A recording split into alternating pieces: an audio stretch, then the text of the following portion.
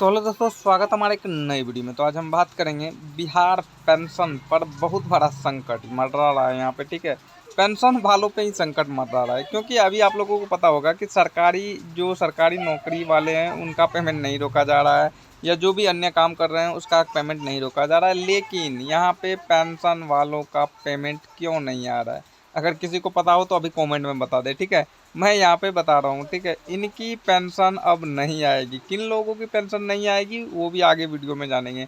ठीक है, पेंशन कब आएगी, बार बार यही बात होती है कि पेंशन कब आएगी, अब पेंशन क्यों नहीं आई है। ठीक है, तो हम इसी पे चर्चा करेंगे और इसी पे बात करेंगे। ओरिजिनल कारण बता रहा हूँ, पेमेंट किसका किसका रोका जाएगा, किसका किसका रोक दिया गया है, पूरा डिटेल में बताने वाला हूँ। तो वीडियो को लास्ट तक देख लीजिएगा। मैं हवे में नहीं बात कर रहा हूँ, पूरा प्रॉपरली साबित करके बताऊंगा। ठीक है, पूरा। यहाँ पे प्रश्न है कि पेंशन क्यों नहीं आ रही है, इनकी पेंशन अब नहीं आएगी, पेंशन कब आएगी, बार बार यही प्रश्न, पेंशन पेंशन कब आएगी। उसके बाद प्रश्न 3 में लिखा हुआ है पेंशन कब आएगी। यही बात जो है सभी लोगों को यहाँ पे करें, पेंशन आएगी भाई, का है कब आएगी पेंशन। जो है पिछले महीना का भी बाकी है, इस महीना का भी बाकी हो गया, लेकिन अभी तक पेंशन नहीं आया है। ठीक है, उसके बारे में मैं आगे चर्चा करते हैं। तो वीडियो में बने रहिएगा और वीडियो को शेयर जरूर कर दीजिएगा, और पसंद आए तो लाइक और चैनल को सब्सक्राइब करके बेल नोटिफिकेशन को ऑल पे सेलेक्ट कर देंगे, ताकि हमारा नेक्स्ट वीडियो का अपडेट आप तक सबसे पहले पहुंचे। ठीक है, यहाँ पे पेंशन ना आने का पहला कारण यहाँ पे दिख रहा होगा। पेंशन ना आने का पहला कारण ई-केवाईसी ना होना। ई-केवाईसी का पूरा नहीं होने आपकी पेंशन रोकी जाती है। ठीक है, अगर ई-केवाईसी नहीं हुआ है तो आपका पेमेंट रोकी जा सकती है। ठीक है, चलिए आपका ई-केवाईसी हम मान लेते हैं सही है।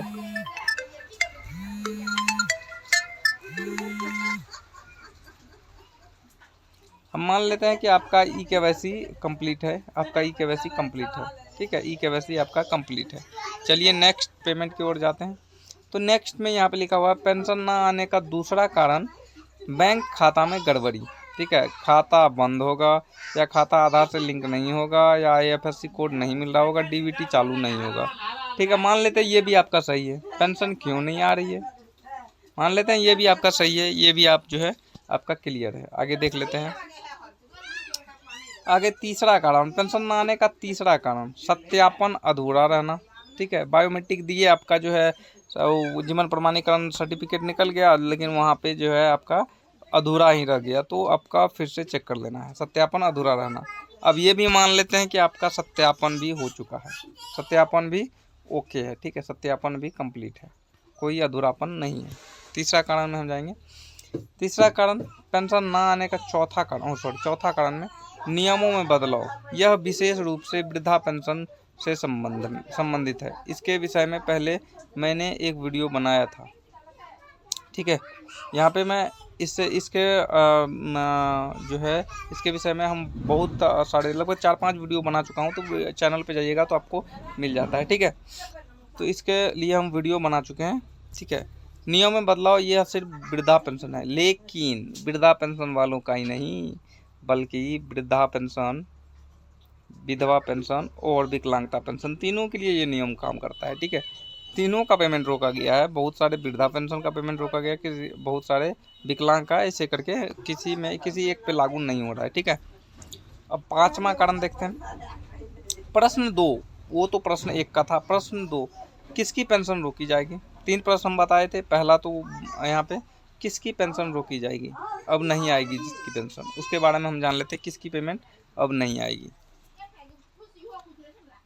तो किसकी पेंशन अब नहीं आएगी, पात्रता से बाहर किया जाएगा। ठीक है, पात्रता से बाहर, जो लोग पात्र नहीं रखते हैं उसको यहाँ पे नहीं मिलेगा। ठीक है, दूसरा में जाते हैं।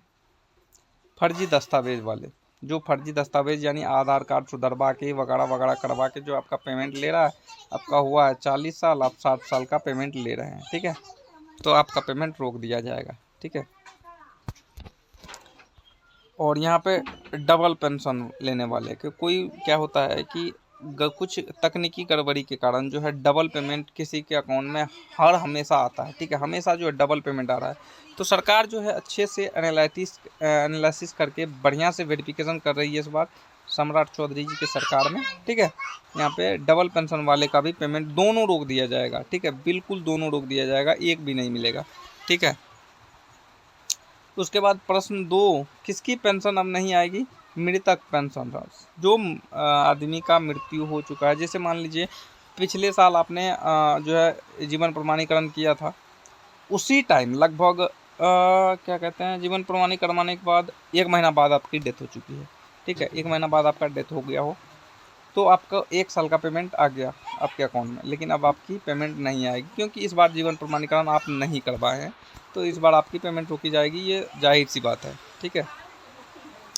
उसके बाद प्रश्न 3, पेंशन कब आएगी? यही तो परेशानी है भाई, पेंशन कब आएगी, पेंशन कब आएगी? तो पेंशन की डेट जो है अनुमानित डेट में बता रहा हूँ, अनुमानित डेट है आपको 21 to 29, ठीक है, 21 to 29 अनुमानित डेट है कि 21 जून से लेके जो है आपका 29 जून के बीच में कभी भी पेमेंट आ जाएगा, ठीक है। हमारी पेंशन कब आएगी? इस महीने आएगी क्या? कब तक इंतज़ार करें? हमारी पेंशन कब आएगी? और यहाँ पे कोई बताएगा भी या नहीं, ठीक है। यहाँ पे सभी लोग के मुंह पे देख लीजिए, यहाँ पे चिंता का निशान है कि भाई मेरा पेंशन रोक दिया गया है। क्यों रोक दिया गया है? वो कारण अभी मैं बताया हूँ, उस कारण में से आपका सब चीज़ कंप्लीट है तो आपका पेमेंट जो है 21 से 29 के बीच जो डाला जाएगा, आपका पेमेंट 1 महीना पहले से छूटा हुआ है तो आपको डबल पेमेंट एक साथ दिया जाएगा, ठीक है। तो मुझे लगता है आपको अच्छे तरीके से वीडियो समझ में आ गई होगी, ठीक है। तो मिलते हैं नेक्स्ट वीडियो में, तब तक के लिए जय हिंद।